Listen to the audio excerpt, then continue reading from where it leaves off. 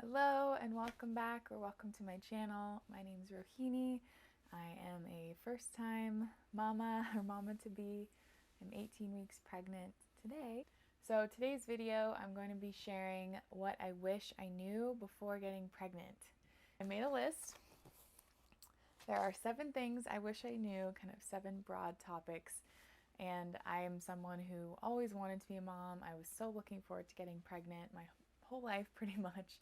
I've really been looking forward to this experience, and I haven't had too many people. I'm starting to now, but before this I haven't had too many people close to me who were pregnant. So I didn't have an older sister or, aunties or best friends that I'm, around a lot who are pregnant. So this is really my first experience. I'm my mom's only child, so I didn't see this process growing up.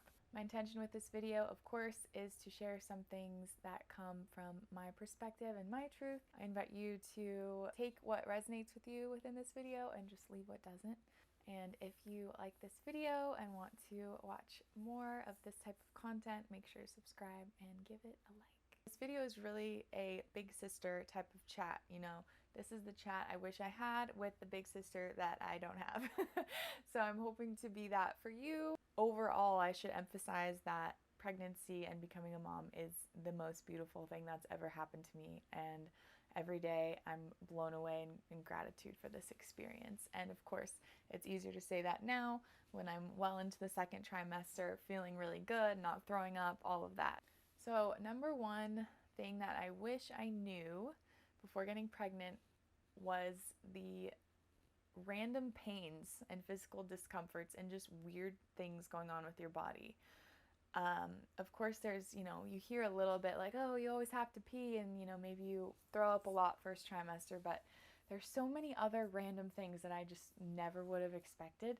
And they just really surprised me. Things are just, there's little crampies and things kind of hurt, and it's nothing to be concerned about. It's just apparently, part of pregnancy, because there's so much that's moving inside of your body.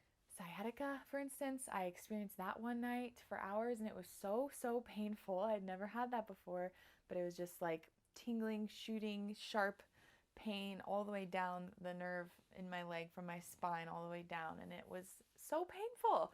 And it went away. I had my heating pad on, and the next morning I was fine, but it was just like, what?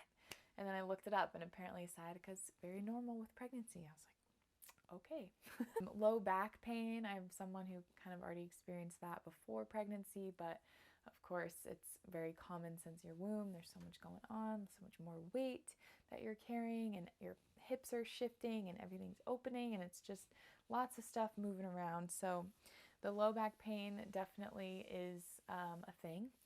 And I'll talk more about, what I'm doing to help with that later in the video. And then also the lightheadedness, just how prevalent it is right now in this stage that I'm at.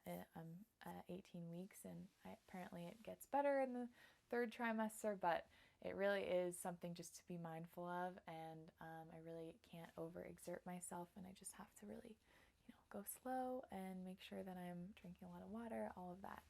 So, and there's so many more other things I'm trying to think. I mean, just the boobs, the massive boobs for me. Of course, not every woman has these massive boobs early on in pregnancy, but it's just the getting adjusted to having these honkers like pulling me forward. My center of gravity is changed, and so yeah, there's just lots of shifts and changes, and it's an adjustment. Number 2, I titled "Get a Costco Membership."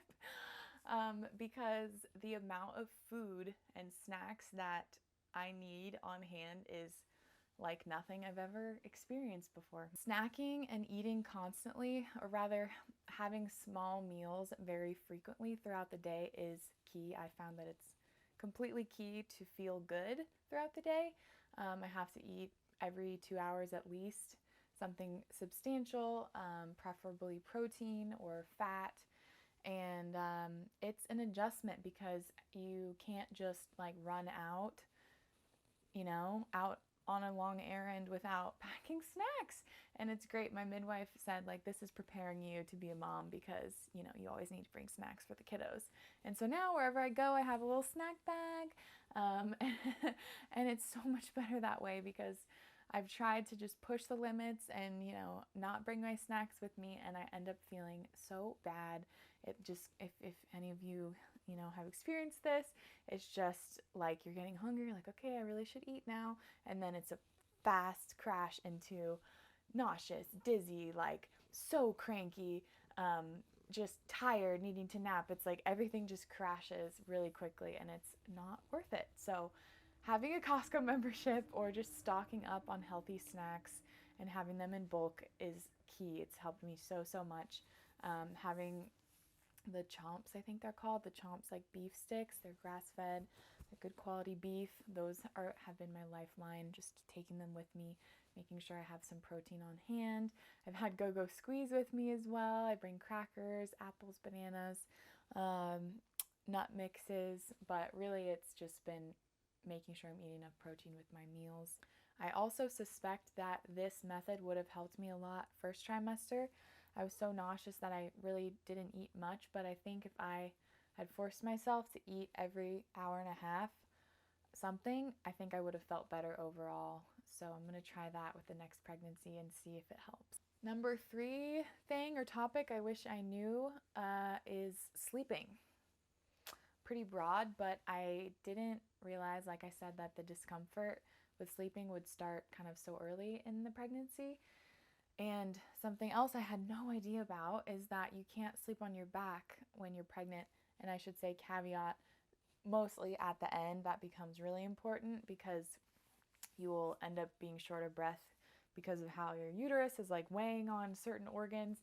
You will literally not be able to do it. But I'm starting to get to that point where it feels uncomfortable to sleep on my back, like it doesn't feel good.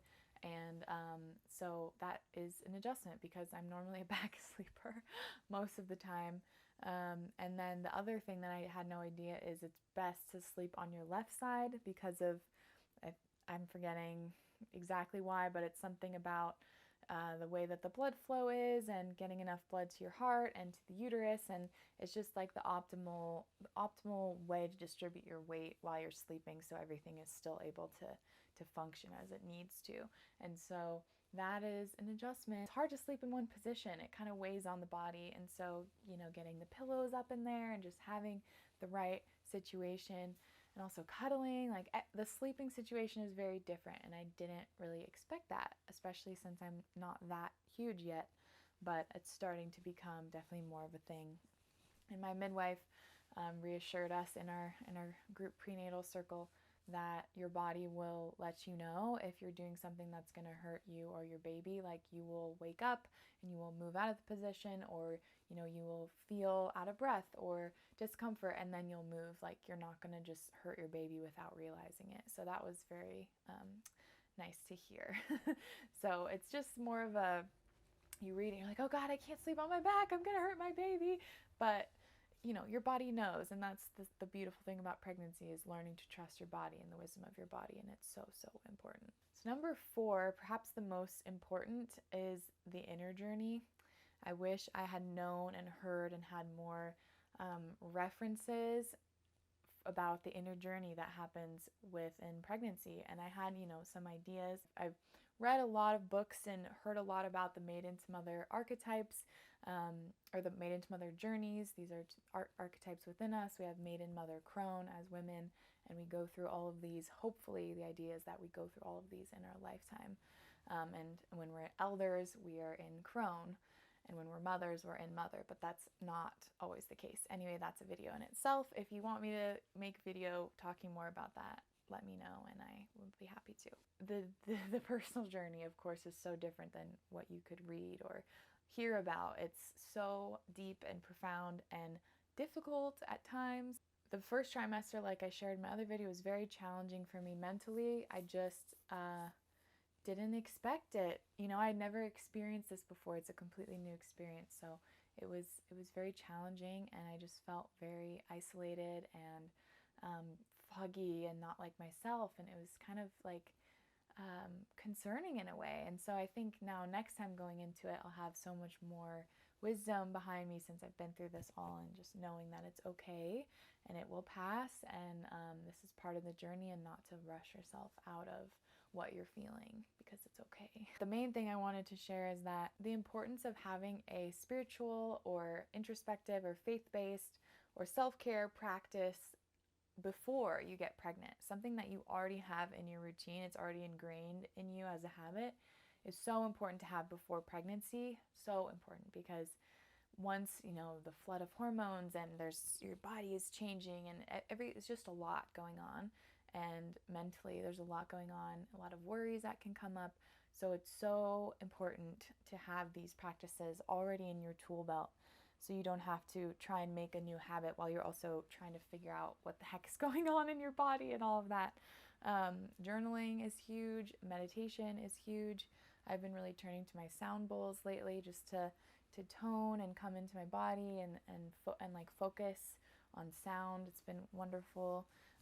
My Reiki practice, when I say meditation, it's really my Reiki practice, has been huge. And listening to uplifting music and singing and chanting, and just having things to uplift you and help you move through this process and your emotions is so important. And I don't think that's emphasized enough. We can go through all of these things in life by ourselves without any help, but that's not how we're meant to. We have so many tools at our disposal that are all around us, and they're meant to be there to help us. We can accept the help, and we should. And it makes it so much better. We're not supposed to do this alone. We're not supposed to do this alone. We're really not. We're supposed to be in this village, with this village. So have the tools in your tool belt. Make that a priority. If you're someone who's like, okay, I want to conceive in the next year, establish a practice that really serves you and your spirit and your mind and your body and your emotional body, all of that. Have that already in your routine. Number 5 is the investment, the monetary investment that comes before baby in yourself. Of course, I'm like, oh, we gotta, buy the bassinet, and we gotta buy the diapers and all the things, but there are so many expenses for me already, which I've been surprised by, and just how much things cost. Like, nice maternity clothes are quite expensive. I didn't expect that I really would need like all new clothes. I thought I could kind of make some things work, but my boobs were very small before this, and I was very toned. My stomach was, very flat, and I was just very small. Like, I was in really good shape. I was toned before, and so none of my clothes, not even the stretchy ones, really fit. They don't feel good to me, and so I need all new clothes, and that is really expensive, because I want to get quality pieces, good materials, all of that. And I've been thrifting a lot. I went yesterday and I tried on like 25 things, and only 2 of them worked. So it's unique. It's harder to thrift and get vintage stuff for maternity, because it's just the proportions are like really specific. And yeah, I've been surprised about that. So just keep in mind, like, it's an investment kind of right from the jump. Like, first trimester, I was investing in books. I was investing in anti-nausea, like droppers and bracelets and all these kind of things. And now it's like, oh man, I need a whole new wardrobe. So that's dramatic. Really, you don't need that much. You can get away with not very much, but it's definitely like, I need new bras. None of my bras fit me, even the ones I bought. I'm finding now that I need actual bras because I need more support. So it's just, and my underwear is starting to get a little tight. So just plan for that. That's what I would recommend. Plan for that. Know that you're going to be pouring a lot of money into yourself in this time, which is also really beautiful, because it's kind of this last time you will care for yourself, and only yourself, like, soon you'll be caring for baby all the time. So it's beautiful to be able to like pour this attention into yourself before baby comes. Along with expenses, like I said, I'm getting weekly chiropractic now, which of course that's not necessary. I'm finding it extremely helpful, and there is a lot of research that shows that getting chiropractic care regularly, especially in 3rd trimester, helps have an easier, safer, and faster birth. And so since I'm doing home birth, that sounds good to me. And also, side note, my chiropractor said that he's had 18 women come in with breech babies like the day before their due date, and there's some certain chiropractic method to get the baby to switch or to flip into the right position, and 16 out of 18 of his patients, their baby flipped within 24 hours after the chiropractic care. That is an amazing statistic. I was so impressed with that. So if you have a breech baby, try out some chiropractic. Prenatals are also quite expensive. I use the Seeking Health Optimal Prenatal. It's very, very good quality. It's the best that I've seen and heard of. And I take 8 of them a day, so the bottle goes somewhat fast, and they're pretty expensive. They're like $80, I think. They do last a while, but still, it's an investment, as well as the prenatal DHA. That's another thing that you're buying and going through a lot. So just, an Element, the electrolyte powders, another investment. And eating a lot, a lot of food, a lot of Costco trips. That's also an investment. So there's just cash money flying out the door, and that's okay, but it's something to keep in mind. So number 6 is the importance of community. And I wish I knew this from a personal perspective. Like, I wish I had a mom that told me, like, you need mama friends or you need pregnant friends, because that's helped me so much. It can feel really isolating. Like, I mean, literally we live in the middle of nowhere in the country, which I love.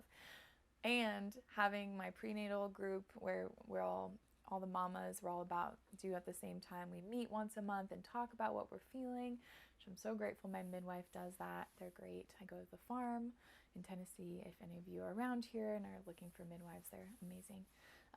But even more than that, I've really turned to my women friends who had a baby recently, their first baby, or are pregnant right now with their first baby. And I have a few friends. I'm really lucky. One of my beautiful friends just gave birth a couple days ago, which is so exciting. So that's helped so much, because we can just check in on each other and just be really honest with how we're feeling and support each other and share resources. That's made all the difference. So really seek that out. And if you don't know anyone who's pregnant, definitely advocate for you to join a prenatal group or a mama group, mama to be group, even online. I'm sure you could meet people. I'm sure they have Facebook groups and things like that. Or if you're mama to be in the comments and you're looking for community, maybe you all can connect and have a Zoom call or something. It's so helpful and so important to know that you're not alone. And again, we used to be, I really imagine that village living. Like, that's what feels good to me, to imagine, like, we're all in this village and the mamas are all together and they're raising the babies together and they're giving birth together, and it's just it's this camaraderie and this togetherness, this oneness that is so beautiful to think about. So seek that out wherever you can. And then number 7, lastly, is the mama bear instinct. I did not know that it would kick in so soon, but it has. I find my mother archetype, the kind of like warrior mother who's just like in her power and in her truth, and just kind of that like that mama bear who she's gonna defend her baby and what she feels is best for her baby, like with her life. It's that strong warrior archetype. You feel that? I definitely feel that online for me big time, and I wasn't expecting it to come on so soon. And it's even come out more like with my friends, like if they're going through something difficult, or someone has kind of transgressed them or not respecting them, I'm like don't take that shit, like just really like in your power. And I was surprised about that. Of course, hormones maybe have something to do with it too, but I really do think it's this mama coming online that needs to come online, because she's about to care for and protect a young child who can't take care of themselves. So it's beautiful seeing that come online within myself. But it's really empowered me to, number 1, trust my body, trust the wisdom of my body, because our bodies do not need to be medicalized. We are wise beings. We are beings of the earth. We dissolve into the earth once we go. And we are made of light. Our cells are literally made of light. Getting a little woo-woo on you now, but it's so profound what we know as women in our bodies. Our intuition is strong. We know things. and we don't need to give away our power to anyone else outside of us. We know what's best for us and our baby. We do know, and society tries to tell us that we don't, but it's not true. So just sticking with that, like locking into that mother strength is so powerful.